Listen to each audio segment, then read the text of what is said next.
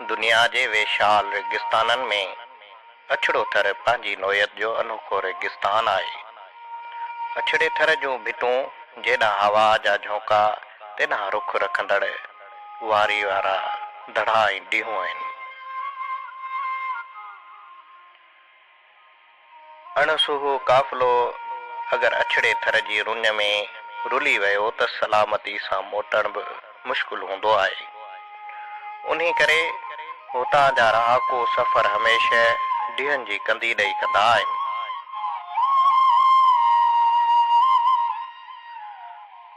उहो ॾींहंनि वारो हिसो हिकु तरफ़ त कुदरती ख़ूबसूरती खे रौनक बख़्शे थो त वरी ॿिए पासे सिंध ॾांहुं मेरी अखि खणी निहारींदड़नि लाइ रुकावट बणिजे थो। तारीख़ी तौरु उहे ॾींहं केतिरनि ई काह कंदड़ काफ़िलनि खे दुबे दफ़न करे चुकियूं आहिनि।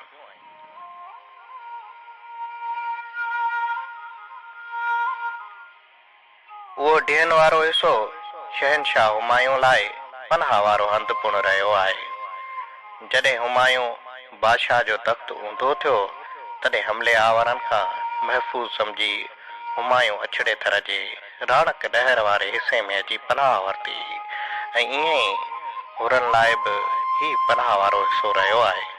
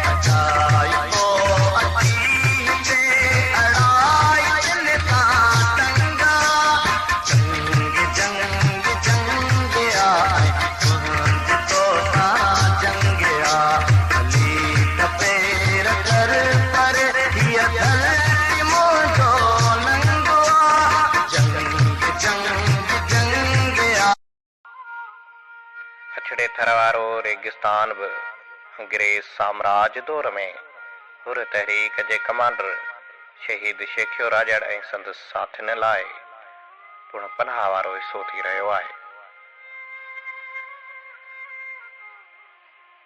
अंग्रेज़ मिलिट्री सां हमेशह शहीद शेखियो राजड़ ऐं संदसि साथियुनि इन ई रेगिस्तान जो सहारो वठंदे खेसि मुक़ाबला कया। शेखियो राजड़ हिकु बहादुर हुर हो। हुन जा अंग्रेज़ फ़ौज सां केतिरा ई मुक़ाबला थिया। मिलिट्री ऐं पुलिस शेखे राजड़ खां ख़ौफ़ खाईंदी हुई। अंग्रेज़ फ़ौज जे सरबराह लैम्बर्क नाज़ में हूंदो त शेखियो बुल ॾे त मारियूंसि। पोइ हुन केतिरा ई जासूस छॾिया। हिकु दफ़े शेखे राजड़ जो ॾस पतो मिलियो।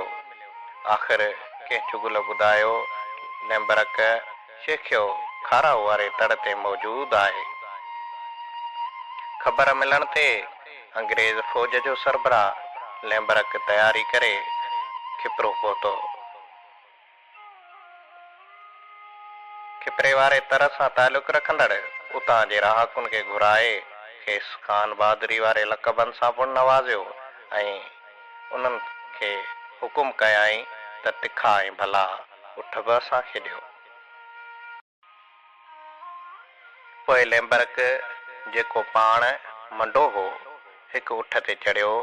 हुन सां गॾु हज़ारनि जे तइदाद में फ़ौज हुई ऐं ॿियो जंगी सामान बि घणो हुयसि जेको उठनि ते रखियो ऐं काफ़िलो रवां रवां थियो।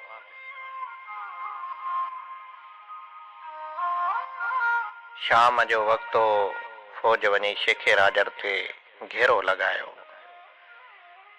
शेखे वारनि ॾिठो त फ़ौज घेरो हणी वई आहे। शेखियो थर जो माण्हू हो। हुनखे थर जी सॼी मालूमात हुई। शेखे राजड़ सां गॾु 50 खन संदसि साथी हुया। छा कयाऊं जंहिंमां 30 खन साथी हिकिड़े पासे ऐं 20 खन साथी ॿिए पासे बीहारियाईं।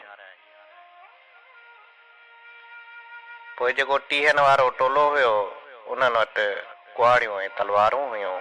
उन्हनि खे चयाईं त असां मिलिट्री सां जहिड़ो करण लाइ राति थियण जो इंतज़ारु कयूं था।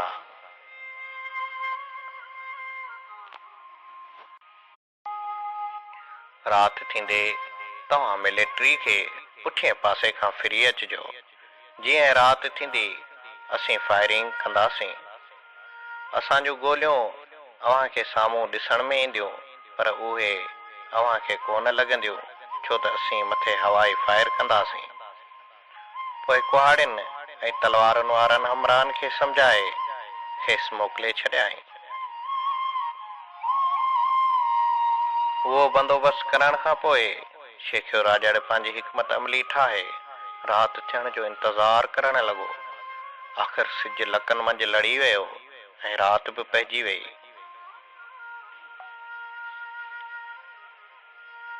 शेखे माण्हू तयारु करे भिटुनि में मोर्चा हणाए लेम्बरक खे हकल कई। ओ लेम्बरक, शेखिया आ गया, तयार हो जाओ। इहें चई फायरिंग शुरू करे ॾिनाई। लेम्बरक ऐं संदसि फ़ौज हेठि तराई में मौजूदु हुई।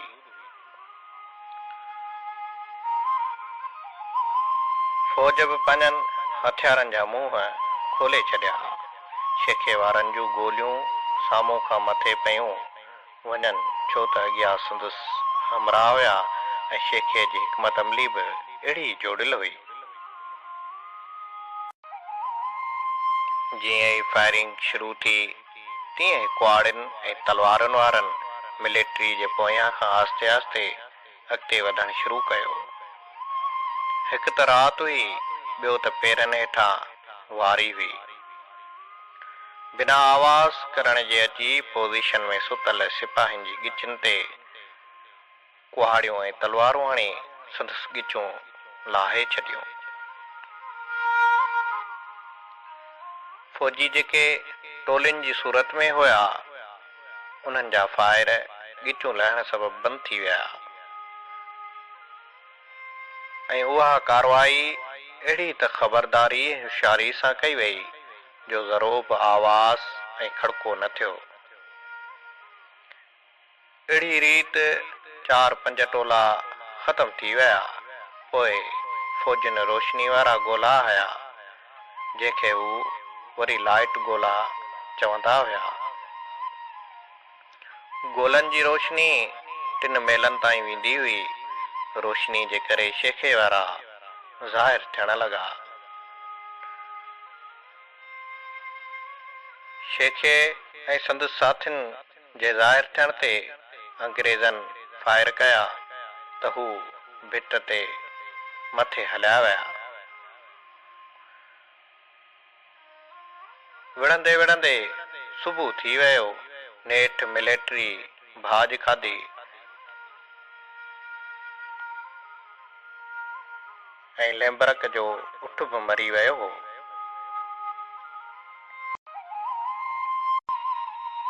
लेम्बरक खे फ़ौजियुनि कुल्हे ते खयो ऐं वञी खिपरे पहुता ऐं उतां वरी हैदराबाद रवाना थिया। हैदराबाद पहुची लेम्बरक बयान ॾिनो त शेखिए का और हुरूं की लड़ाई का पता नहीं चलता, फायर होता है राइफल का और आदमी मरता है कुल्हाड़ी से। इहो पिणु ॿुधायो वञे थो त शेखियो राजड़ खे मिलिट्री फ़ौज हिकु दफ़ो गिरफ़्तार करे कारे पाणीअ जी सज़ा तौरु इंडमान ॿेट ते रखियाऊं, जिथां हू ॿेड़ीअ ज़रिए फ़रार थियण में कामयाब थियो ऐं फ़रार थी अचे अछड़े थर जे रेगिस्तान वारे इलाइक़े में पनाह वरिती। अछड़े थर जे रेगिस्तान सबबि मिलिट्री ऐं शेखे राजड़ में थियल ज़मीनी मुक़ाबले दौरान मिलिट्री खे कॾहिं बि सोबता न थी।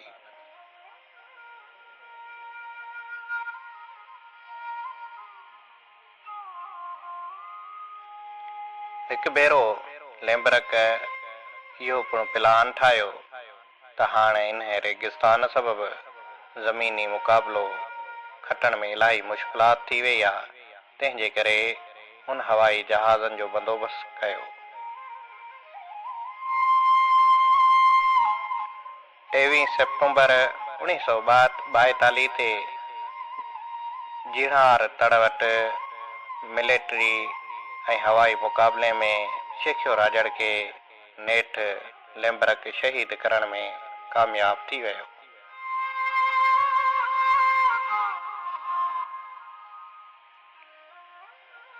शेखे राजड़ जो लाश बि अंग्रेज़ फ़ौज पाण सां गॾु खणी वई।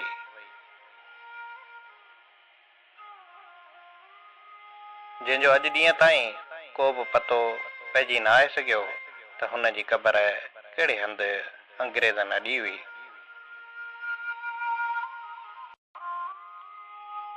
शेखियो राजड़ जे शहादत वारे हंधि तड़ जिहार में हिकु यादगार अॾायो वियो आहे।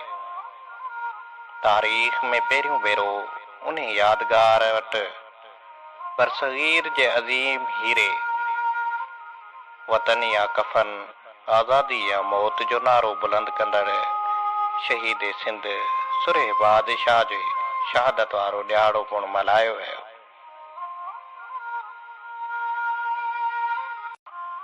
सचन जी सरकश अडोल छाती झुकी न सघंदी झुरी सघे थी।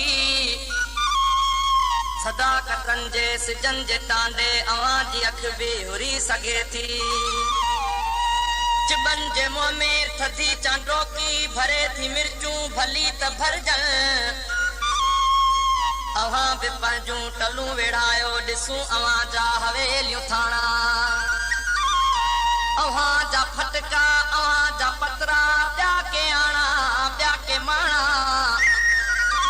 असांजी मोकल अथव त करियो सुभाणे जेकी अवां का सजे।